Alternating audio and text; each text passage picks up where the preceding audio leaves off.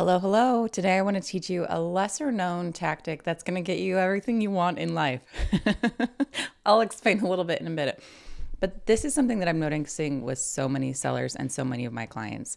We really need calm nervous systems. And for some of you, your nervous system is constantly on fight or flight and it's not getting you the results that you're looking for. And also, it makes life feel horrible. So today I want to dive in all about that. Let me introduce myself. My name is Amber Deibert. I'm a performance coach for strategic and enterprise sellers. I help my clients with their mindset and I help them with productivity. And what I've really come to realize is that what all of us are seeking in life is a regulated nervous system. Just think about those days when it was just like an amazing, wonderful day. You felt joy, you felt happiness. And then think about the contrast of the worst days. The worst days, probably your nervous system was in fight or flight. It felt like you were being threatened. It felt like everything was a disaster. You were trying to protect yourself. Maybe you felt scared. Really, the difference between those 2 days is on one day, when your body is in fight or flight, it feels horrible and you feel awful. And it's like, I got to get out of this. Something is wrong. That's when the stress comes in. That's when all the cortisol floods your body. That's when you have more adrenaline pumping through your veins. Versus the other days when it's calm, it's easy, it feels chill, you feel a lot more present. That's because your nervous system is regulated. And I think about nervous system all the time. And I think this is a really big key for so many sellers.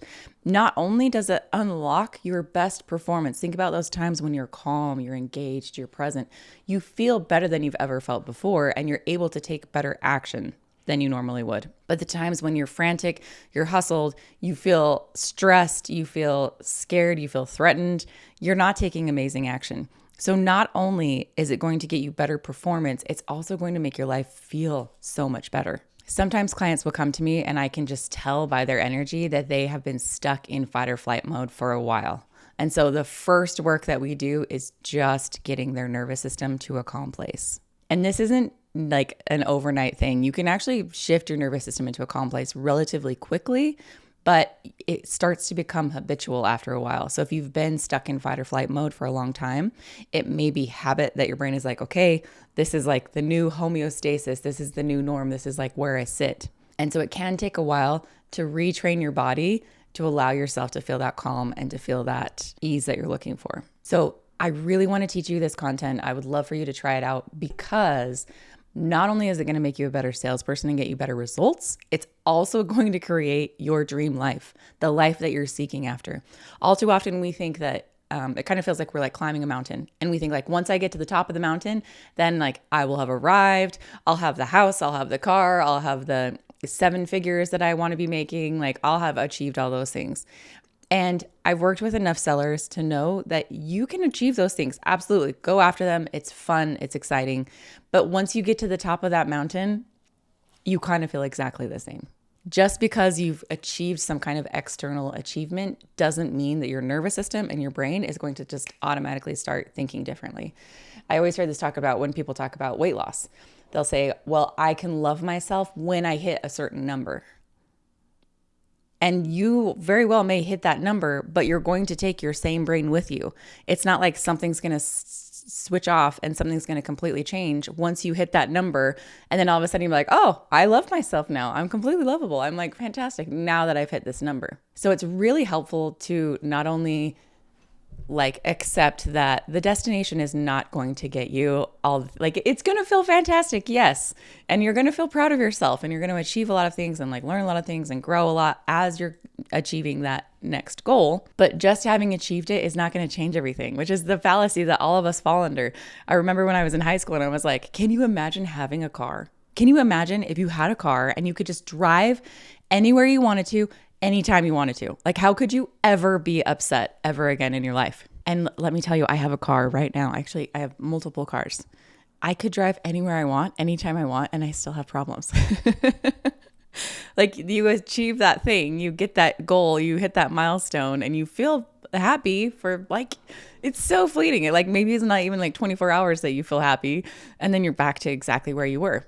So I want you to detach from the outcomes. I want you to, this is something I'm always working on, is like not being so focused on the destination and like enjoying the journey. And I think the biggest part of that of finding happiness, finding fulfillment, finding contentment in the current moment has to do with how your nervous system is functioning.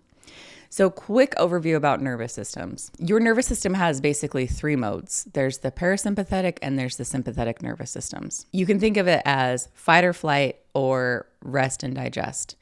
There's also a mode where it's basically like complete shutdown. If you've been in fight or flight for too long, you've been too stressed out, then you go into this complete shutdown mode where your body's just like barely functioning, which some of us have experienced it before. But for our purposes, let's talk about just the 2, parasympathetic and sympathetic. I want to refer to them as fight or flight and rest and digest. And again, like there's so much more into this. Like it's not just fight or flight. People's responses can be fight, flight, fawn, freeze, and it's helpful to know which one yours is. But for today's purposes, let's just talk about when your nervous system is not in a great place and it feels kind of bad versus when it's in a good place. So what happens is when your body senses a threat, your amygdala sends a signal to the rest of your body of like, we've got to respond to this threat. This is big. We got to make sure we keep ourselves alive. When your body goes into the sympathetic nervous system, the fight or flight, it is essentially shutting off any unnecessary functions. What's really interesting is it shuts off your digestion. It shuts off your reproductive system. It shuts off your access to your brain. Your brain is like, we don't need higher functioning. So it shuts off access to your prefrontal cortex and your logic system because it's just like, we're just operating in the moment. We're going off gut intuition. We're trying to keep ourselves alive. We don't need to think about higher things, which is really interesting because when you're feeling that like fire and you're maybe in an argument with somebody, your logic part of your brain is completely shut off. You aren't able to make logical arguments and be able to find the actual logic in the situation, which is why it's really helpful to let yourself step back, take a break, calm your body down before you go back into that argument. It also directs blood flow to your legs so that you can run faster. Your pupils dilate. There's a bunch of different things that happen when your body goes into fight or flight mode. And then there's rest and digest. This is when your body is like, okay, we're safe. There's not a threat. We can turn on our digestive system again. And this is really important to remember for later on. We can turn on our digestive system again. Everything else can go back to normal. We can access our prefrontal cortex again and our higher thinking, and we can let our body relax. So let me teach you some techniques that will help you to switch your body from sympathetic into parasympathetic. The first one and the easiest one, I'm going to give this to you, and it may be all that you need. You may need nothing else, but I'm going to give you a bunch of different ones to try, is breathing. And this seems so basic, but essentially there's top-down processing of our brain, our amygdala, everything sending the signal to the rest of our body of like what needs to happen. And then there's also bottom-up processing. There are special brain cells in the top of your brainstem, right at the very bottom of your brain, that are just reading what's happening in the body and telling the brain like, okay, here's what's happening in the body. I just got a notification. She stubbed her toe. And so it's looking at what's happening in the body and informing the brain of what's happening. And you can use this to your advantage. You can calm down your body and it will send a signal to your brain that you're safe. So I use this all the time. I've started using it so much that I don't even really notice when I'm doing it. My husband will be like, oh, you're doing really deep breathing. Is everything okay? And I'm like, oh, I'm just automatically like my body realizes I'm feeling kind of stressed out right now. And so I'm deep breathing to calm myself down. But initially I had to remind myself, I had to train myself, and I've had to really practice at it. So I want to give you 2 breathing techniques that are really helpful for people, and you can pick your favorite. Everybody kind of falls in one camp or the other, so I want you to try both of them and just figure out which one resonates better with you. The first that you may have heard of before is called box breathing. The reason they call it box breathing is you can kind of draw a box as you do it in your mind. So the way that you do box breathing, and this is a technique used by like Navy SEALs and a lot of military people to calm themselves down when they're in stressful situations. The way you can do it is you breathe in for 4 seconds, you hold for 4 seconds, you breathe out for 4 seconds, and you hold for 4 seconds. And so letting yourself do that, it may take multiple rounds. This one's I'm not as much a fan of this one. I feel like it takes me like probably 10 rounds to get myself back into a calm state. So my personal favorite one is so simple. Essentially, you breathe in through your nose, you breathe out through your mouth, and the only goal is to breathe out for longer than you breathe in. You can do this in any number of ways. There's a bunch of like breathe in for 4 seconds, hold for 6 seconds, breathe out for 8 seconds. Like there's a whole bunch of like mechanics. I can never remember what is what. So I just focus on breathing in through my nose. And then I purse my lips as if I'm blowing out through a straw, just because that makes it take longer for the air to come out. Because remember, the only goal is to breathe out for longer than you breathe in. And I will do a bunch of rounds of this. And what's really fascinating is that I can feel my nervous system switch over. I can feel it in the sympathetic, fight or flight, really riled up, and then I can feel it switch over into parasympathetic. So what's really fascinating is parasympathetic is rest and digest. And the way that I know that my body has switched over is one of two things, or maybe both of them. Either one, I start yawning, because remember, it's rest and digest. So I start yawning and I realize that that's how my nervous system is calmed down. Or number two, I can feel my stomach start digesting. I can feel like gurgles, or I like hear my stomach growl or something, and I can feel it turning back on.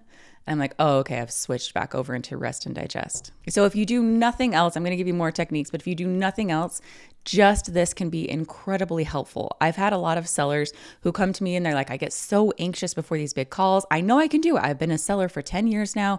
I've done tons of these huge calls, but I've messed up a number of times. And so I get really anxious of like, what if I mess up again? And I've had a lot of sellers that just use this technique. All they do is do their breathing right before a big call to calm down their nervous system. With box breathing, you can even do it on the call. If you're on a big call with a big client, something's whatever, like you're feeling stressed out, you start feeling insecure, you start worrying, you can even just do box breathing on the call and nobody will even notice that you're doing it. So use these tactics before calls if you're feeling worried. During calls, you can use them after calls to calm yourself down. I use it with my kids whenever I'm feeling frustrated as a parent and I'm losing my mind. I like take a minute and I do my deep breathing and I calm myself down. I use it when I'm getting in personal debates with people and I'm getting fired up. I use it just all throughout the day. So if you try nothing else, this can be incredibly helpful for you. Okay, I'm going to talk about some other somatic things that can be really helpful. And for those of you who don't know what somatic is, and it sounds kind of inaccessible, somatic just essentially means like in your body. So one that can be really helpful also is when you have some kind of really stressful event happen, it's kind of like this nervous energy gets stuck in your body. Or if you're like me, I have ADHD and I just have a lot of like extra nervous energy. And so it's really helpful for me to exercise, to sweat, to get my heart rate up sometime in the morning so that the rest of the day, like that nervous energy has left me and I can be a lot more calm and a lot more present. This is a very silly example, but also not that silly. We decided to go to the state fair and they had a demolition derby. And I was like, how fun would that be? We took our kids, go to this demolition derby. I thought it would be a blast. And then as I was watching it, I was like, this is horrifying. It was just watching like a car come from one side of the arena, just slam on the gas and T-bone another car and watching that person's head whiplash. And I was like, do these people have health insurance? Are they going to have injuries for the rest of their life? I was getting very, very stressed out by the demolition derby. I learned it's not my thing.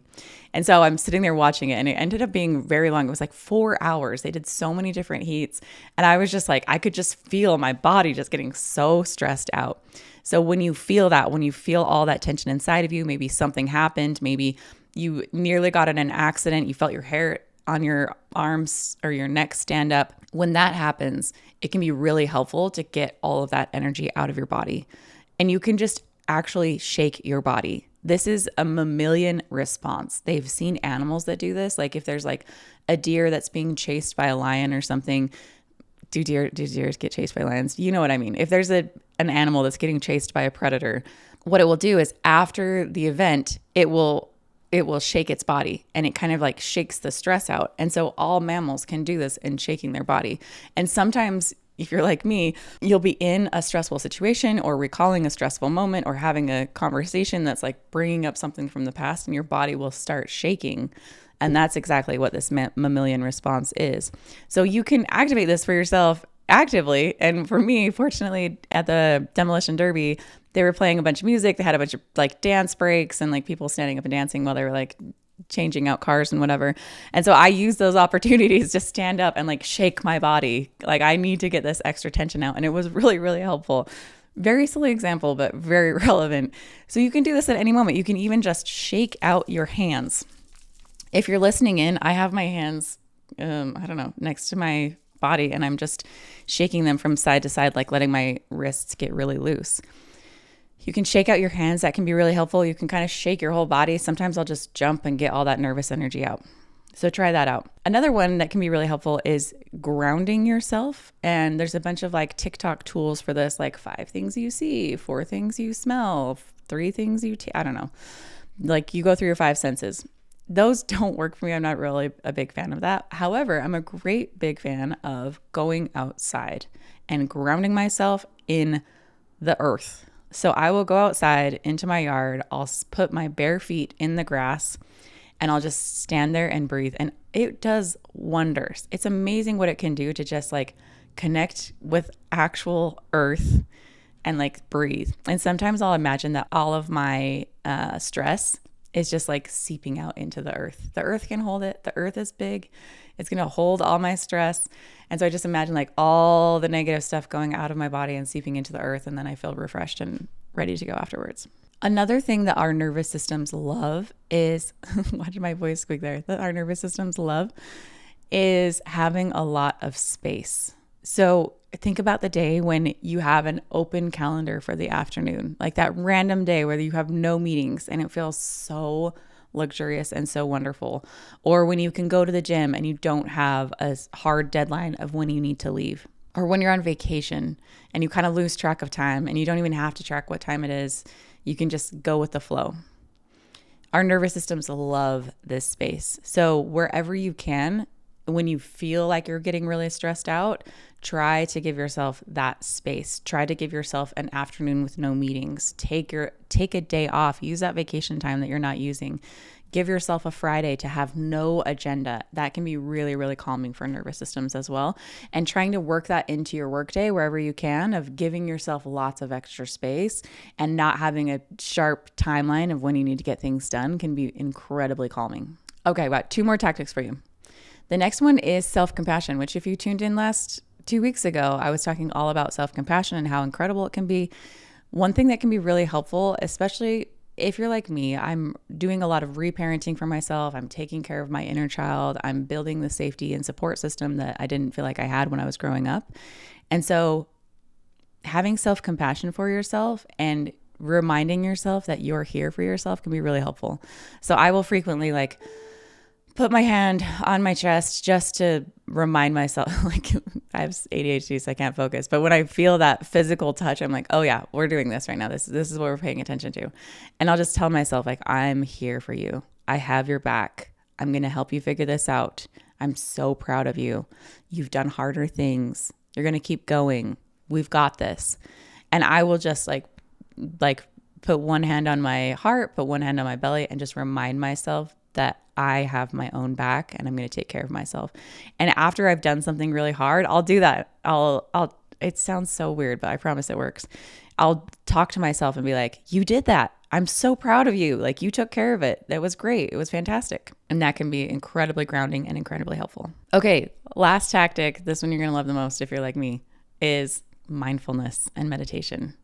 And you can include mantras in here.